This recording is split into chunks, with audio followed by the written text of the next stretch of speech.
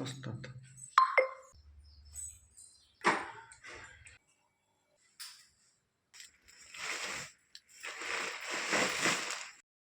ನಮಸ್ಕಾರ ಎಲ್ಲರಿಗೂ. ಬೆಳಗಿನ ಶುಭೋದಯ ರೀ. ಎಲ್ಲರೂ ಹೆಂಗದೀರಿ? ಆರಾಮದ್ದೀರೇನು? ನಾವು ಆರಾಮದೀವಿ ನೋಡ್ರಿ. ನೀವು ಎಲ್ಲರೂ ಆರಾಮದ್ರಿ ಅಂತ ಭಾವಿಸ್ತಾ ಇವತ್ತಿನ ಲಾಗ್ನ ಸ್ಟಾರ್ಟ್ ಮಾಡಿದ್ನು. ಬರ್ರಿ, ಇವತ್ತು ಶುಕ್ರವಾರ ಬೆಳಗ್ಗೆ ಟೈಮ್ 4:30 ಆಗೈತೆ ನೋಡ್ರಿ. ನಾನು 4 ಗಂಟೆಕನೇ ಎದ್ದಿದ್ದು, ಜಲ್ದಿನೇ ಎಚ್ಚರ ಹಾಗಾಗಿ ಜಲ್ದಿ ಎದ್ದು ಬಾತ್ರೂಮ್ ಮುಗಿಸ್ಕೊಂಡು ಕೈಕಾಲು ಮುಖ ತಕ್ಕೊಂಡು ಇವಾಗ ಅಡುಗೆ ಮನೆಗೆ ಬಂದಿದ್ದೀನಿ ನೋಡ್ರಿ. ಫಸ್ಟಿಗೆ ಒಂದು ಗ್ಲಾಸ್ ಬಿಸಿನೀರು ಕುಡಿದ್ಬಿಟ್ರೆ ಫುಲ್ ಫ್ರೆಶ್ ಅನಿಸುತ್ತೆ. ಹಂಗಾಗಿ ನಾನು ಕೈಕಾಲು ಮುಖ ತಕ್ಕೊಂಡು ಒಂದು ಗ್ಲಾಸ್ ಬಿಸಿನೀರು ಕುಡಿಯೋಣ ಅಂತ ನೀರನ್ನು ಬಿಸಿ ಮಾಡಾಕಿಟ್ಟಿದ್ದೀನಿ ನೋಡ್ರಿ. ನೀರಿಗೆ ಏನೈತಲ್ಲ ಸ್ವಲ್ಪ ಒಂದು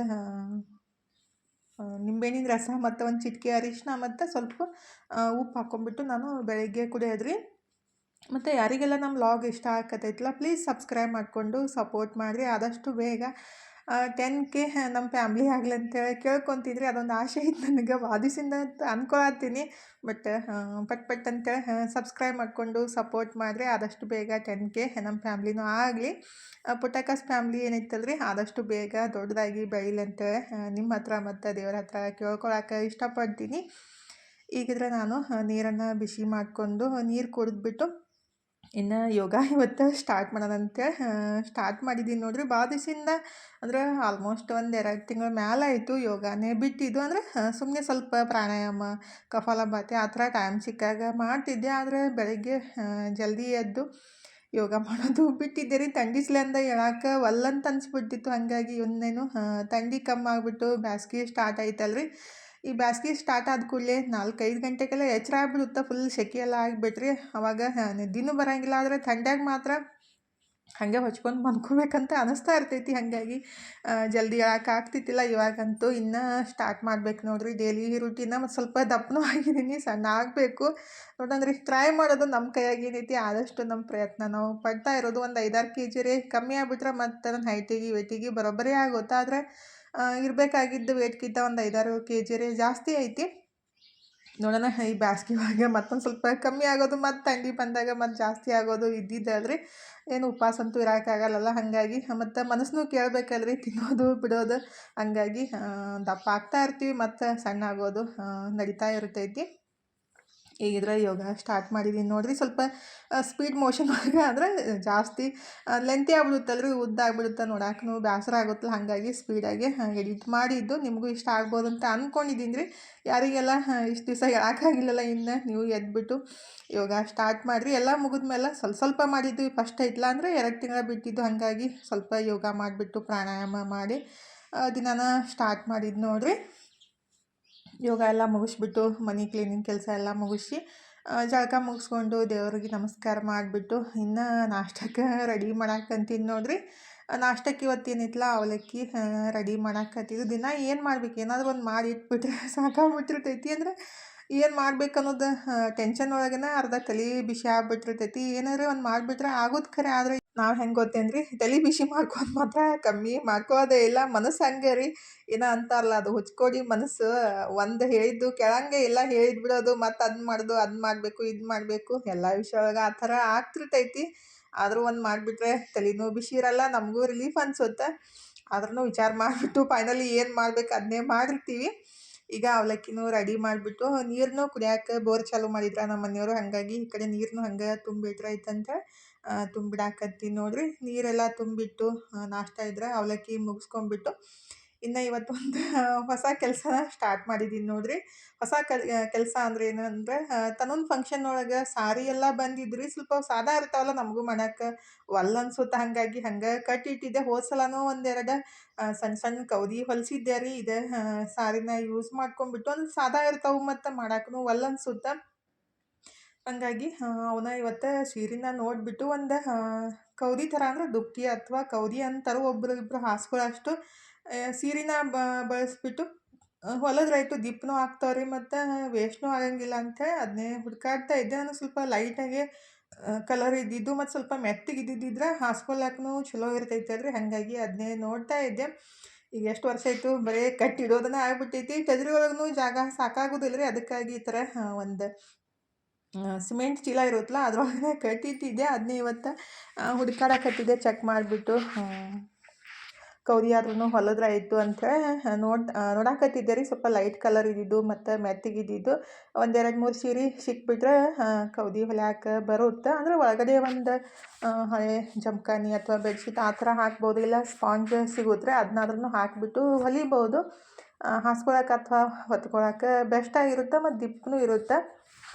ಅದನ್ನೇ ನೋಡಾಕತ್ತಿದ್ದೆ. ಎಲ್ಲ ತೆಗೆದ್ಬಿಟ್ಟು ನೀಟಾಗಿ ಜೋಡಿಸ್ಬಿಟ್ಟು ಅದನ್ನ ಚೀಲ ಹಾಕಿಟ್ಟಿದ್ದು ಚೀಲನೇ ಹರಿದು ಹೋಗೈತಿ. ಅದ್ರೊಳಗೆ ಮತ್ತು ಬೇರೆದ್ರೊಳಗೆ ಹಾಕಿರ್ಬೇಕಲ್ಲ, ಚೆಕ್ ಮಾಡಿಬಿಟ್ಟು ಅಂತ ನೋಡಾಕಂತೀನಿ. ನೋಡ್ರಿ ಫಂಕ್ಷನ್ ಒಳಗೆ ಅರ್ಬಿ ಮಾಡಿಸ್ಕೊಂಡು ಮಾಡೋದೇನೈತಿಲ್ಲ ಅದೊಂದು ದೊಡ್ಡ ಟೆನ್ಷನ್ ಕೆಲಸ. ನಾನು ಸುಮ್ಮನೆ ಒಂದು ಪ್ಯಾಕೆಟ್ ಒಳಗೆ ಹಾಕಿ ದುಡ್ಡು ಕೊಟ್ಬಿಟ್ರೆ ಯೂಸ್ ಆಗುತ್ತೆ. ಅಂದ್ರೆ ನಾವಾದರೂ ಅಷ್ಟೇ, ಬೇರೆದವ್ರಾದರೂ ಅಷ್ಟೇ. ನನಗೂ ಅದೇ ಒಂದು ಬೇಸರ ಅನಿಸುತ್ತದ್ರಿ. ಅವರು ಎಲ್ಲ ಬಟ್ಟೆಗಳು ಮಾಡಿದ ಥರ ಇಟ್ಬಿಟ್ರೆ ಅವ್ರಿಗೆ ಬೇಸರ, ಮತ್ತು ಅದನ್ನ ಯೂಸ್ನೂ ಆಗಂಗಿಲ್ಲ. ಇನ್ನು ದುಡ್ಡು ಕೊಟ್ಬಿಟ್ರೆ ಅವರು ಒಂದು ಬೇರೆ ಬಟ್ಟೆ ಅಥವಾ ಏನರ ಅವಶ್ಯಕತೆ ಇರೋ ವಸ್ತುಗಳನ್ನ ತೊಗೊಳಕ್ಕೆ ಯೂಸ್ ಆಗುತ್ತೆ. ಸುಮ್ಮನೆ ಈ ಥರ ಬಟ್ಟೆನ ಕೊಟ್ಬಿಟ್ಟು ಅವು ಜಿಗಿ ಸಾಯೋ ಮಟ್ಟ ಈ ಥರ ಕಟ್ಟಿ ಇಟ್ಟು ಮತ್ತು ಯಾವಾಗೂ ಫಂಕ್ಷನ್ ಇದ್ದಾಗ ಮಾಡೋದಂದ್ರೆ ನನಗೂ ಬೇಸರ ಅಂತ ಅನಿಸುತ್ತೆ. ಆದಷ್ಟು ಇವನ್ನೆಲ್ಲ ಖಾಲಿ ಮಾಡಿಬಿಡ್ಬೇಕಂತ ಅಂದ್ಕೊತೀನಿ.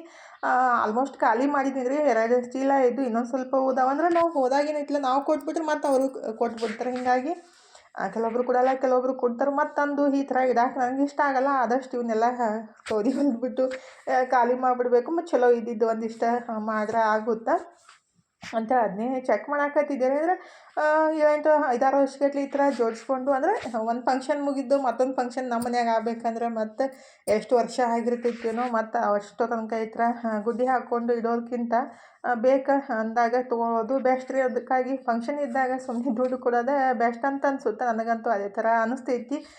ನಿಮ್ಗೆ ಯಾವ ಥರ ಅನಿಸುತ್ತಂತ ಪ್ಲೀಸ್ ಈ ಥರ ಯಾರಿಗೆಲ್ಲ ಅನಿಸೈತಿಲ್ಲ ಕಮೆಂಟ್ ಬಾಕ್ಸ್ ಒಳಗೆ ಹೇಳೋದು, ಕಮೆಂಟ್ ಮಾಡೋದು ಮರ್ಯಾಕೆ ಹೋಗಬೇಡ್ರಿ. ನಿಮಗೂ ಈ ಥರ ಅನಿಸೈತೇನೆ ಅಂತೇಳಿ. ಈ ಕೌದಿ 1-2 ಸೀರೆನ ತೆಗೆದಿಟ್ಟಿದ್ದೀನಿ. ಅದನ್ನ ನಾಳೆ ಯಾವ ಥರ ನಾನು ಹೊಲಿತೀನಿ ಅಂತ ನಿಮ್ಮ ಸಂಗಡ ಶೇರ್ ಮಾಡ್ಕೊತೀನಿ ರೀ. ಆದಷ್ಟು ಖಾಲಿ ಮಾಡಿದ್ದೀನಿ. ಸ್ವಲ್ಪ ಇದ್ದು ಹೋಸಲಾನು 1-2-3 ಕೌದಿ ಹೊಲಿಸ್ಬಿಟ್ಟು ಇವಾಗಲೂ ಒಂದು ಹೊಲೆನಂತ ಎತ್ತಿಟ್ಬಿಟ್ಟು ತನಗೆ ತಲೆಗೆ ಎಣ್ಣೆ ಹಚ್ಚಾಕಂತೀನಿ ನೋಡ್ರಿ.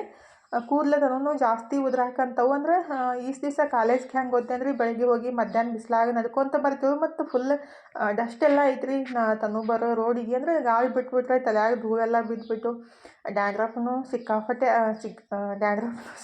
ಆಗ್ಬಿಟ್ಟೈತಿ. ಹಾಗಾಗಿ ಮಮ್ಮಿ ಇಚ್ಚಿಂಗ್ ಆಕತೈತಿ, ಸಣ್ಣ ತಲೆಯಾಗ ಗುಳ್ಳೆಲ್ಲ ಆಗ್ಬಿಟ್ಟವು, ಕೂದಲೂ ಜಾಸ್ತಿ ಉದ್ರಾಕತ್ತವ ಅಂತ ಅಂದಿದ್ಲು. ಮೊನ್ನೆನೂ ನಮ್ಮ ಮನೆಯವರು 1 ವಾರ ಆಯಿತು ಎಣ್ಣೆ ಹಚ್ಚಿದ್ರು. ಆದರೆ ತನೂ ಇದ್ರೇನು ಕೂದಲ ಗಟ್ಟಿಯಾಗಿ ಕಟ್ಕೊಂಡ್ಬಿಟ್ಟು ಮನ್ಕೊಳಂಗೆ ಇಲ್ಲರಿ, ಹಂಗೆ ಬಿಟ್ಬಿಡ್ತಾವೆ. ಮತ್ತೆಲ್ಲ ಡಸ್ಟ್ ಸೇರ್ಕೊಂಡ್ಬಿಟ್ಟು ಆ ಥರ ಡ್ಯಾಂಡ್ರಫ್ ಆಗಿ ಕೂದಲ ಎಲ್ಲ ಉದುರ್ತಾವೆ. ಮತ್ತು ನನಗೆ ಅಂತಾವೆ, ಮಮ್ಮಿ ನಿಮ್ಮ ಕೂದಲ ಇನ್ನು ಚಲೋ ಅದಾವ, ನನ್ನ ಕೂದಲನೇ ಯಾಕೆ ಉದ್ರಾಕತ್ತವು ಅಂತೇಳಿ ನನ್ನ ಬಿಟ್ಟು ಏನಾದರೂ ಹಚ್ಕೋತೀರೇನಂತೇಳಿ ಕೇಳ್ತಾ ಇರ್ತಾಳೆ. ನಾನೇನು ಆಕಿನ ಬಿಟ್ಟು ಏನು ಹಚ್ಕೊಳಂಗಿಲ್ಲ ರೀ. ಆದರೆ ನೀಟಾಗಿ ಕಟ್ಕೊಂಡ್ಬಿಟ್ರೆ ಏನೈತಿಲ್ಲ ಅವು ಕೂದಲು ಉದುರೋದು ಕಮ್ಮಿ ಆಗ್ತಾವೆ. ತನೂ ಹಾಗೆ ಬಿಟ್ಬಿಟ್ರೆ ಅವು ಆ ಕಡೆ ಈ ಕಡೆ ಎಲ್ಲ ಹೊಲ್ಯಾಡ್ಬಿಟ್ಟು ಗಂಟಾಗಿ ಹಿಕ್ಕೊಂಡಾಗ ಏನೈತಿಲ್ಲ ಜಾಸ್ತಿನೇ ಉದುರುತ್ತಾವು. ನಾನು ಅದಕ್ಕೆ ಸ್ವಲ್ಪ ಜಾಸ್ತಿ ಹೆಣಲ್ ಹಾಕೋದ್ರಿ. ಗಂಟು ಹಾಕೊಂಡ್ಬಿಟ್ರೆ ಏನೈತಿಲ್ಲ ಅದು ಪದೇ ಉಸ್ತಾ ಇರ್ತೈತಿ. ಮತ್ತು ನಾವು ಕಟ್ಕೊಳ್ಳೋದು ಆ ಥರ ಆದಾಗ ಹಿಂಸೆನೂ ಅನಿಸುತ್ತೆ, ಮತ್ತು ನಮಗೂ ಅನ್ಕಂಫರ್ಟೇಬಲ್ ಫೀಲ್ ಆಗುತ್ತಲ್ಲ. ಅದಕ್ಕಾಗಿ ಈ ಥರ ಮಾಡೋದು. ಮತ್ತು ಇನ್ನೊಬ್ಬರು ಸಿಸ್ಟ್ರ ಕೇಳಿದರು, ನಿಮ್ಮ ಬಿಳಿ ಕೂದಲು ಏನು ಆಗಿಲ್ಲೇನ್ರಿ ಸಿಸ್ಟ್ರ ಅಂತೇಳಿ. ಬಿಳಿ ಕೂದಲು ಸ್ಟಾರ್ಟ್ ಆಗ್ಯಾವ್ರಿ, ಸ್ವಲ್ಪ ಆಗ್ಯಾವು. ಇತ್ತೀಚೆಗೆ 1-1.5 ವರ್ಷ ಆಯಿತು, ಸ್ವಲ್ಪ ಜಾಸ್ತಿನೇ ಆಗ್ಯಾವು. ಅಂದ್ರೆ ನಾನೇನು ಕಲರ್ ಅದೇನು ಹಚ್ಕೊಳಂಗಿಲ್ಲ ರೀ. ಮೆಹಂದಿ ಇರುತ್ತಲ್ಲ, ಹೀನಾ ಮೆಹಂದಿ ಅಂದರೆ ನ್ಯಾಚುರಲಾಗಿ ಯಾವ್ದು ಇರುತ್ತಲ್ಲ ಮೆಹಂದಿ, ಅದನ್ನ ಸ್ವಲ್ಪ ಕಬ್ಬಿನ ಬಾಣಲಿ ಒಳಗೆ ಕಲಸಿ ಇಟ್ಬಿಟ್ಟು ಯೂಸ್ ಮಾಡೋದು. ಅದು ಇನ್ನೂ ಬೆಸ್ಟ್ ರೀ. ನಾವು ಸ್ವಲ್ಪ ಆಗ ಮುಂದಾಗ ಏನೈತಿಲ್ಲ ಕಲರ್ ಹಚ್ಕೊಂಡ್ಬಿಟ್ರೆ ಏನೈತಿಲ್ಲ ಇದ್ದಿದ್ದು ಇಲ್ದು ಎಲ್ಲ ಕೂದಲ ಬೆಳಗಾಗ್ಬಿಟ್ಟು ಮತ್ತು ಅದನ್ನೊಂದು ದೊಡ್ಡ ತಲೆ ಬಿಸಿ ಆಗುತ್ತೆ. ಹಾಗಾಗಿ ಆದಷ್ಟು ಹೀನಾ ಮೆಹಂದಿ ಹಚ್ಕೊಂಡಷ್ಟು ಬೆಸ್ಟ್ ರೀ. ಅಂದರೆ ಈಗ ಸ್ಟಾರ್ಟ್ ಆಗಿರ್ತಾವಲ್ಲ 1-2 ಮನಗೂ ಅಷ್ಟೇ ರೀ ಬಿಳಿ ಕೂದಲ ನನಗಿಂತ ಜಾಸ್ತಿ ಆಗ್ಯಾವು. ಅವನಿಗೆ ಅನ್ಡೈಜೆಷನ್ಗೆ ಮತ್ತು ಟೆನ್ಷನ್ಗೆ ಆ ಥರ ಬಿಳಿ ಕೂದಲು ಆಗ್ತಿರ್ತಾವೆ. ಮನಗೆ ಅಷ್ಟೇ ರೀ, ಡೈಜೆಷನ್ ಸರಿ ಆಗಂಗಿಲ್ಲ. ಅಂದರೆ ಫಸ್ಟೆಲ್ಲ ಇದ್ದಿತ್ತಿಲ್ಲ, ಸೆಕೆಂಡ್ PUC ಮುಗಿದ್ಬಿಟ್ಟು ಡಿಗ್ರಿ ಏನು ಸ್ಟಾರ್ಟ್ ಆಯ್ತಲ್ಲ 12-11 ಗಂಟೆಗೆ ಡಿಗ್ರಿ ಮುಗಿದ್ಮೇಲೆ ಕಂಟಿನ್ಯೂ ತಿನ್ನೋದು ಕುಂದ್ರೋದು ಅಷ್ಟು ಮಾಡಿಬಿಟ್ಟು ಅದು ಅನ್ಡೈಜೆಷನ್ ಆಗಿ ಪಿತ್ತೆಲ್ಲ ಜಾಸ್ತಿ ಆಗಿಬಿಟ್ಟು ಕೂದಲು ಬಿಳಿ ಆಗ್ತಾವೆ. ಮತ್ತು ಜಾಸ್ತಿ ಟೆನ್ಷನ್ ಮಾಡ್ಕೊಂಡಾಗ ಏನೈತಿಲ್ಲ ನಮ್ಮ ಜೀರ್ಣಕ್ರಿಯೆ ಸ್ಲೋ ಆಗಿಬಿಟ್ಟು ಅವಾಗೂ ಬಿಳಿ ಕೂದಲು ಆಗ್ತಾವೆ. ನನಗೂ ಅಷ್ಟೇ ರೀ. ಇತ್ತೀಚೆಗೆ 1 ವರ್ಷದಿಂದ ನಾನು ಜಾಸ್ತಿ ಟೆನ್ಷನ್ ಮಾಡ್ಕೊಂಡಿದ್ದು ಜನರೇನು ಡಿಪ್ರೆಷನ್ಗೆ ಹೋಗೋ ಥರ ಟೆನ್ಷನ್ ಆಗ್ತಾಯಿತ್ತು. ಹಾಗಾಗಿ ಆವಾಗ ಜಾಸ್ತಿ ಆಗಿದ್ದು. ಹಂಗಾದ್ರೆ ಏನೋ ಅಂತಾರಲ್ಲ ಅದು ಮಿಂಚಿ ಹೋದ ಕಾಲಕ್ಕೆ ಚಿಂತಿಸಿ ಫಲವಿಲ್ಲ. ಆವಾಗ ಟೆನ್ಷನ್ ಆಗ್ತಾ ಇರ್ತೈತಿ, ಮಾಡ್ಕೋಬಾರ್ದಂದ್ರೂ ಪದೇ ಪದೇ ಬರ್ತಾ ಇರ್ತೈತಿ, ಏನು ಮಾಡೋಕ್ಕಾಗಂಗಿಲ್ಲ. ಆದಮೇಲೆ ಆದಷ್ಟು ನ್ಯಾಚುರಲ್ ಆಗಿರೋದು ಮತ್ತು ಯೂಸ್ ಮಾಡಿಬಿಟ್ರೆ ಬೆಸ್ಟ್. ಹೊರಗಡೆಯಿಂದ ಕಲರ್ ಹಚ್ಕೊಂಡು ಆದಷ್ಟು ಇದ್ದಿದ್ದು ಕೂದಲೆಲ್ಲ ಬಿಳಿ ಆಗ್ಬಿಡ್ತಾವೆ, ಯೂಸ್ ಮಾಡೋಕೆ ಹೋಗ್ಬೇಡ್ರಿ ಯಾರು. ಅಂದರೆ ಅಕಸ್ಮಾತ್ತಾಗಿ ಸ್ವಲ್ಪ ಆಗಕತ್ತಿದ್ರೆ ಅದು ಕಲರೆಲ್ಲ ಸಿಕ್ತಿತ್ತಲ್ಲ, ಹಚ್ಕೊಳಕ್ಕೆ ಹೋಗ್ಬೇಡ್ರಿ ಅಂತ ಹೇಳಕತ್ತಿದ್ದೆ ಅಷ್ಟೇ ರೀ. ಅಂದರೆ ನನ್ನ ಅಕ್ಕ ತಂಗಿಯವ್ರಿಗೆ ಚಲೋತ್ನಾಗ ಇರಬೇಕು ಅಂತ ನನ್ನ ಆಸೆ ಅಷ್ಟೇ, ಅದಕ್ಕಾಗಿ ಹೇಳಿದ್ದು, ತಪ್ಪು ತಿಳ್ಕೊಳಕ್ಕೆ ಹೋಗ್ಬೇಡ್ರಿ ಯಾರು. ಈಗಿದ್ರೆ ಫೈನಲಿ ಅಡುಗೆನೂ ಮುಗಿಸ್ದೆ ನೋಡಿರಿ. ಬರೀ ಚಪಾತಿ ಅಷ್ಟು ಮಾಡಿದ್ದು, ನಿನ್ನಿದ ಪಲ್ಯ ಇತ್ತು, ಸುಮ್ಮನೆ ಯಾಕೆ ವೇಸ್ಟ್ ಮಾಡೋದು, ಅದೇ ಬಿಸಿ ಮಾಡ್ಕೊಂಡು ಊಟ ಮಾಡಿದ್ರೈತೆ ಅಂತೇಳಿ ತನು ಇದ್ರೆ ಶೇಂಗಾ ಪಲ್ಯ ರೆಡಿ ಮಾಡಾಕತ್ತಳು. ತನಗೆ ಮೊದಲೇ ಅವ್ರಿಗೆ ಪಲ್ಯ ಅದು ಇಷ್ಟ ಇಲ್ಲ ರೀ, ಹಾಗಾಗಿ ನಿನ್ನಿದ್ರೆ ಇನ್ನಷ್ಟು ತಿನ್ನಂಗಿಲ್ಲ, ಅದಕ್ಕಾಗಿ ತನು ಶೇಂಗಾದ ಪಲ್ಯ ರೆಡಿ ಮಾಡ್ಕೊಳಕತ್ತಿದ್ಲು. ನಮ್ಮ ಮನೆ ಮಹಾರಾಣಿ ರೀ, ಆಕೆಗೆ ಏನು ಇಷ್ಟ ಅಲ್ಲ ಅದನ್ನೇ ಮಾಡ್ಕೊಂಡು ತಿನ್ನೋದು. ಮನೋ ಇದನ್ನೇ ಊಟ ಮಾಡಾಕತ್ತಿದ್ದ. ಈಗಿದ್ರೆ ನಾನು ಮಸ್ತಾಗಿ ಪ್ಲೇಟ್ ರೆಡಿ ಮಾಡ್ಕೊಂಬಿಟ್ಟು ಊಟ ಸ್ಟಾರ್ಟ್ ಮಾಡಿದ್ದೀನಿ ನೋಡಿರಿ. ಊಟ ಮಾಡಿ ಬರೀ ಮಸ್ತಾಗಿ 2 ಚಪಾತಿ ತಿಂದುಬಿಟ್ರೆ ಹೊಟ್ಟೆ ಫುಲ್ ಆಗುತ್ತೆ. ನನ್ನಂತೂ ಮಧ್ಯಾಹ್ನ ಕಂಪಲ್ಸರಿ 2 ಚಪಾತಿ ತಿಂತೀನಿ ನೋಡಿರಿ. ಉಪವಾಸ ಅಂತೂ ಇದ್ದು ನನಗೆ ಅಂದರೆ ಹೊಟ್ಟೆ ತುಂಬ ಉಂಡ್ರೇ ಏನೋ ಒಂಥರ ಸಮಾಧಾನ ಅಂತ ಅನಿಸುತ್ತೆ. ಈಗಿದ್ರೆ ಊಟ ಎಲ್ಲ ಮುಗಿಸ್ಬಿಟ್ಟು ಕಸ ಗುಡ್ಸಾಕತ್ತಿದ್ದೆ ರೀ. ಒಂದು ಪಾರ್ಸೆಲ್ ಹಾಕಿದ್ದೆ, ಅಂದರೆ 1 ವಾರ ಆಗಿರಬೇಕು. ಒಂದು ಡ್ರೆಸ್ ಆರ್ಡ್ರ್ ಹಾಕಿದ್ದೆ ರೀ, ಭಾಳ ಮಸ್ತ್ ಐತಿ. ಅಂದರೆ ಭಾಳ ಲೋ ಬಜೆಟ್ ಒಳಗೆ, ಅಂದರೆ ಕೇವಲ 2,500 ರೂಪಾಯಿದಾಗ. ಅಂದರೆ ಸ್ವಲ್ಪ ಕಮ್ಮಿ ಸೈಜ್ ಬೇಕಂದರೆ 230 ಅಷ್ಟೇ ಐತಿ. ಪ್ಯಾಂಟ್, ಟಾಪ್, ವೇಲ್ ಡೈಲಿ ಯೂಸಿಗೆ ಬೆಸ್ಟ್ ಆಗುತ್ತೆ ರೀ. ಅದನ್ನೇ ತೋರಿಸ್ತೀನಿ. ಹೀಗಿದ್ರೆ ನಾನು ಕೈಕಾಲು ಮುಖ ತೊಗೊಂಬಿಟ್ಟು ದೇವ್ರ ಮುಂದೆ ದೀಪ ಹಚ್ಚಾಕಂತೀನಿ ನೋಡಿರಿ. ಇವತ್ತು ಶುಕ್ರವಾರಲ್ಲ, ಹಾಗಾಗಿ ಸ್ವಲ್ಪ ಧೂಪ ಹಾಕೋಣ ಅಂತೇಳಿ ಕುಳ್ಳ ಇರುತ್ತಲ್ರಿ, ಅಂದರೆ ಆಕಳ ಸೆಗಣಿ ಇರುತ್ತಲ್ಲ, ಅದನ್ನ ಗ್ಯಾಸ್ ಮೇಲೆ ಇಟ್ಟು ಕೆಂಡ ಮಾಡಿಕೊಂಡು ಲೋಬಾನ ಎಲ್ಲ ಹಾಕಿಬಿಟ್ಟು, ಅಂದರೆ ಆಲ್ರೆಡಿ ನಾನು ಅದನ್ನ ಶೇರ್ ಮಾಡ್ಕೊಂಡಿದ್ದೀನಿ ರೀ. 2 ರೀತಿ ಲೋಬಾನ ಮತ್ತು ಬಿಳಿ ಸಾಸ್ವೆ ಮತ್ತು ಲವಂಚದ ಬೇರು ಎಲ್ಲ ಮಿಕ್ಸ್ ಮಾಡಿ ಇಟ್ಟಿರ್ತೀನಿ. ಅದನ್ನೇ ಇಲ್ಲಿ ಆಕಳ ಸೆಗಣಿ ಕೆಂಡ ಮಾಡ್ಕೊಂಡ್ಬಿಟ್ಟು ಅದ್ರ ಮೇಲೆ ಹಾಕ್ತಾ ಇರ್ತೀನಿ. ಶುಕ್ರವಾರ ಮಂಗಳವಾರ ನೆನಪಾದಾಗಿರಿ, ಒಂದೊಂದು ಸಲ ನೆನಪಾಗ್ಲಾರ್ದಾಗ ಬಿಟ್ಟಿರ್ತೀನಿ. ಈಗ ದೇವ್ರ ಮುಂದೆ ದೀಪ ಹಚ್ಚಿ ಚಹಾ ಮಾಡಿ ನಮ್ಮ ಮನೆಯವ್ರಿಗೆ ಕೊಟ್ಟು ನಾನು ಚಹಾ ಕುಡಿದ್ಬಿಟ್ಟು ಡ್ರೆಸ್ ತರಿಸಿದ್ದೆ ಅಲ್ರಿ, ಅದನ್ನ ನೋಡಿಬಿಡೋಣ. ಮತ್ತು ಕೆಲಸ ಮಾಡ್ಕೋತ ಬಿಟ್ಬಿಟ್ರೆ ನೆನಪೇ ಇರಲ್ಲ, ಹಾಗಾಗಿ ಇವತ್ತಿನ ಅದನ್ನ ಚೆಕ್ ಮಾಡಿಬಿಡೋಣ. ನನಗೂ ಕ್ಯೂರಿಯಾಸಿಟಿ ಇತ್ತು, ಹೆಂಗೆ ಬಂದೈತಿ ಫಸ್ಟಿಗೆ ನೋಡಬೇಕು 2,500 ರೂಪಾಯಿದಾಗ ಯಾವ ಥರ ಬರುತ್ತೆ ಅಂತೇಳಿ ಚೆಕ್ ಮಾಡಾಕತ್ತಿದ್ದೆ ನೋಡಿರಿ. ಸ್ವಲ್ಪ ನಾನು ಸೈಜ್ ಏನಿಲ್ಲ ದೊಡ್ಡದಾಗ ತರಿಸಿರ್ತೀನಿ, ಯಾಕಂದರೆ ನನ್ನ ಹೈಟ್ ಸ್ವಲ್ಪ ಜಾಸ್ತಿ ಐತಲ್ಲ, ಹಾಗಾಗಿ ನಾವು ಕರೆಕ್ಟ್ ಸೈಜ್ ತರಿಸ್ಬಿಟ್ರೆ ಏನಿಲ್ಲ, ಟಾಪ್ ಆದರೆ ಹಿಡ್ಕೋಬೋದು, ನಾವು ಫಿಟ್ಟಿಂಗ್ ಮಾಡ್ಕೋಬೋದು. ಆದರೆ ಪ್ಯಾಂಟ್ ಮ್ಯಾಲೆ ಆಗ್ಬಿಡ್ತಂದ್ರೆ ನನಗೆ ಅಷ್ಟು ಇಷ್ಟ ಆಗಂಗಿಲ್ಲ ರೀ. ಅದಕ್ಕಾಗಿ ಸ್ವಲ್ಪ ದೊಡ್ಡ ಸೈಜನ್ನ ತರಿಸ್ಬಿಟ್ಟು ಅವಾಗ ಪ್ಯಾಂಟು ದೊಡ್ಡ ಬಂದಿರ್ತೈತಲ್ಲ, ಅದನ್ನ ಟಾಪ್ ಏನೈತಲ್ಲ ಸ್ವಲ್ಪ ಫಿಟ್ಟಿಂಗ್ ಮಾಡ್ತೀನಿ. ಇವಾಗ ಏನೈತಲ್ಲ ರೀ, ಹಿಂದೆ ಒಂದು ಕ್ಲಿಪ್ ಹಾಕಿದ್ದೆ, ಡ್ರೆಸ್ ಇನ್ನೂ ಫಿಟ್ಟಿಂಗ್ ಮಾಡಿಲ್ಲ ರೀ, ಮಾಡಬೇಕು. ಯಾವ ಥರ ಅನ್ಸಾಕತ್ತೈತೆ ನೋಡಿರಿ. ಮಸ್ತ್ ಕಾಣಕಂತೈತಲ್ರಿ ಡೈಲಿ ಯೂಸಿಗೆ. ಅಂದರೆ ನಾವು 300 ರೂಪಾಯಿ ಹೋಗುತ್ತೆ ಒಂದು ನೈಟಿ ತೊಗೋಬೇಕಾದ್ರೆ. ಈ ಥರ ಡ್ರೆಸ್ ಯೂಸ್ ಮಾಡಿಬಿಟ್ರೆ ಚಲೋನೂ ಅನಿಸುತ್ತೆ, ಮತ್ತು ಹೊರಗಡೆ ಹೋಗ್ಬೇಕಂದಾಗ ಡ್ರೆಸ್ ಚೇಂಜ್ ಮಾಡೋ ಅವಶ್ಯಕತೆಯೂ ಬೀಳಂಗಿಲ್ಲ. ಹಾಗಾಗಿ ನನಗೆ ಚಲೋ ಅನ್ನಿಸ್ತು ನೋಡಿರಿ, ನಿಮಗೂ ಚಲೋ ಅನಿಸಿರ್ಬೋದು ಅಂತ ಅನ್ಕೊತೀನಿ. 2,500 ರೂಪಾಯಿದಾಗ ಬೆಸ್ಟ್ ಐತಲ್ರಿ. ಪ್ಯಾಂಟ್ ಟಾಪ್ ಆಗಲಿ ಎರಡೂ ಚಲೋ ಅದಾವು. ಅಂದರೆ ಜಾಸ್ತಿ ಹೈ ಕ್ವಾಲಿಟಿನೂ ಇಲ್ಲ, ಲೋ ಕ್ವಾಲಿಟಿನೂ ಇಲ್ಲ, ಮೀಡಿಯಮ್ ಆಗಿ ಅದಾವು. ಡೈಲಿ ಯೂಸ್ ಮಾಡೋಕೆ ಒಂದೊಂದೇ ಸ್ಟಿಚಿಂಗ್ ಹಾಕ್ಕೊಂಬಿಟ್ಟು ಯೂಸ್ ಮಾಡ್ಕೋಬೋದು. ಅಂದ್ರೆ ಒಂದೇ ಹೊಲಿಗೆ ಹಾಕಿರ್ತಾರೆ, ಉಸ್ತಾವ್ರಿ, ಹಾಗಾಗಿ ಎಲ್ಲ ಕಡೆ ಒಂದು ಹೊಲಿಗೆ ಹಾಕಿ ನಮ್ಗೆ ಬೇಕಾಗಿದೆ ಅಂದರೆ ಸೈಜ್ ಎಷ್ಟು ಬೇಕಲ್ಲ ಅಷ್ಟು ಫಿಟ್ಟಿಂಗ್ ಮಾಡಿ ಯೂಸ್ ಮಾಡ್ರೆ ಆಯಿತು. ಅಂದರೆ ನೀರ ಹಾಕಿಬಿಟ್ಟೇ ಫಿಟ್ಟಿಂಗ್ ಮಾಡ್ಬೇಕು ರೀ. ಒಂದು ಸ್ವಲ್ಪ ಅಡ್ಜಸ್ತಾವು, ಸ್ವಲ್ಪ ಕಾಟನ್ನು ಮಿಕ್ಸ್ ಐತೆ ಅದು, ಅದಕ್ಕಾಗಿ. ಹೀಗಿದ್ರೆ ನಾನು ಅಡುಗೆನೂ ಮಾಡಿದೆ ನೋಡಿರಿ. ಇವತ್ತು ಅನ್ನ ಸಾರು ಅಷ್ಟೇ ಮಾಡಿದ್ದು, ಅನ್ನ ಮತ್ತು ಶೇಂಗದ ಸಾರು ರೀ. ಮಸ್ತಾಗಿ ಅನ್ನ ಶೇಂಗದ ಸಾರು ಊಟ ಎಲ್ಲ ಮುಗಿಸ್ಬಿಟ್ಟು ಅಕ್ಕಿ ನೆನೆಸಿಟ್ಟಿದ್ದೆ ರೀ, ಅದನ್ನೇ ರುಬ್ಬಾಕಂತೀನಿ ನೋಡಿರಿ. ಇವತ್ತು ದೋಸೆ ಏನೈತಿಲ್ಲ, ಉದ್ದಿನಬೇಳೆ ಮೆಂತ್ಯ ಇಲ್ದೇ ದೋಸೆ ಮಾಡಾಕತ್ತಿದ್ದು. ಅಂದರೆ ಇಲ್ಲಾರ್ದಾಗ ಮತ್ತೆ ತರಿಸ್ಬಿಟ್ಟು ನೆನ್ಸೋಕೆ ಆಗಂಗಿಲ್ಲಲ್ಲ, ಹಾಗಾಗಿ ನಾನು ಕೆಲವೊಂದು ಸಲ ಮಾಡಿದ್ದೀನಿ. ನಾನು ಒಬ್ಬರಿಂದ ಕಲ್ತಿದ್ರಿ, ನನಗೂ ಈ ಥರ ಮಾಡ್ಬೋದಂತೇನು ಐಡಿಯಾ ಇದ್ದಿದ್ದಿಲ್ಲ. ಗುಡಿ ಅಕ್ಕೋರು ಒಂದು ಸಲ ಇದೇ ಥರ ಮಾಡಿನಂತಂದ್ರೆ, ಹಾಗಾಗಿ ನಾನು ಟ್ರೈ ಮಾಡಿದ್ದು. ಇದು 2ನೇ ಸಲ ಅಂತ ಅನಿಸುತ್ತೆ ಈ ಥರ ಮಾಡಾಕತ್ತಿದ್ದು. ಬರೀ 1-2 ಗ್ಲಾಸ್ ಅಕ್ಕಿ ರೀ, ಮತ್ತು 1-2 ಹಿಡಿಯಷ್ಟು ಕಡಲೆಬೇಳೆ ಹಾಕಿದ್ದು. ಮೆಂತ್ಯ ಆಗಲಿ ಉದ್ದಿನಬೇಳೆ ಆಗಲಿ ಯಾವುದೂ ಯೂಸ್ ಮಾಡಿಲ್ಲ ರೀ. ಸ್ವಲ್ಪ ಅನ್ನ ಅಥವಾ ಅವಲಕ್ಕಿನ ಹಾಕಿಬಿಟ್ಟು ರುಬ್ಕೊಂಡ್ರಾಯ್ತು. ದೋಸೆ ಚಲೋತ್ನಾಗಿನೇ ಬರ್ತಾವೆ ರೀ. ನಾನು ನಾಳೆ ದೋಸೆನ ಹೆಂಗೆ ಬಂದಾವ ಅಂತೇಳಿ ನಿಮ್ಮ ಸಂಗಟ ಖಂಡಿತ ಶೇರ್ ಮಾಡ್ಕೊತೀನಿ. ಉದ್ದಿನಬೇಳೆ ಏನೂ ಹಾಕೋ ಅವಶ್ಯಕತೆನೇ ಇಲ್ಲ ರೀ, ಇದ್ದಾಗ ಹಾಕ್ಬೋದು, ಅಕಸ್ಮಾತ್ ಇಲ್ಲ ಅಂದಾಗ ಈ ಥರನೂ ಮಾಡ್ಕೋಬೋದಂತೆ ನಿಮಗೂ ಹೇಳಿದ್ದು ಅಷ್ಟೇ ರೀ. ಈಗಿದ್ರೆ ಅನ್ನ ಮತ್ತು ಅದು ನೆನೆಸಿಟ್ಟಿದ್ದ ಅಕ್ಕಿ ಮತ್ತು ಕಡಲೆಬೇಳೆನ ಹಾಕಿಬಿಟ್ಟು ನೈಸಾಗಿ ರುಬ್ಕೊಂಡು ಎತ್ತಿಟ್ರೆ ಆಯ್ತು ರೀ. ಬೆಳಗ್ಗೆ ಎದ್ದು ಸ್ವಲ್ಪ ಉಪ್ಪು ಅದು ಹಾಕಿಬಿಟ್ಟು ದೋಸೆ ಮಾಡ್ಕೊಳಕ್ಕೆ ಬರುತ್ತೆ. ಇವತ್ತಿನ ವಿಡಿಯೋನು ಇಲ್ಲೇ ಮುಗಿಸೋಣ್ರಿ. ಇವತ್ತಿನ ವಿಡಿಯೋ ಹೆಂಗೆ ಅನಿಸ್ತಂತ ಕಮೆಂಟ್ ಬಾಕ್ಸ್ ಒಳಗೆ ಹೇಳೋದು ಮರ್ಯಾಕೆ ಹೋಗಬೇಡ್ರಿ. ವಿಡಿಯೋ ಇಷ್ಟ ಆಗಿದ್ರೆ ಲೈಕ್ ಮಾಡಿ, ಶೇರ್ ಮಾಡಿ, ಸಬ್ಸ್ಕ್ರೈಬ್ ಮಾಡ್ಕೋದು ಮಾತ್ರ ಮರ್ಯಾಕೆ ಹೋಗಬೇಡ್ರಿ. ಇಷ್ಟು ತನಕ ವಿಡಿಯೋ ನೋಡಿದ್ದಕ್ಕೆ ತಮ್ಮೆಲ್ಲರಿಗೂ ಹೃದಯದ ತುಂಬ ಧನ್ಯವಾದಗಳು ರೀ.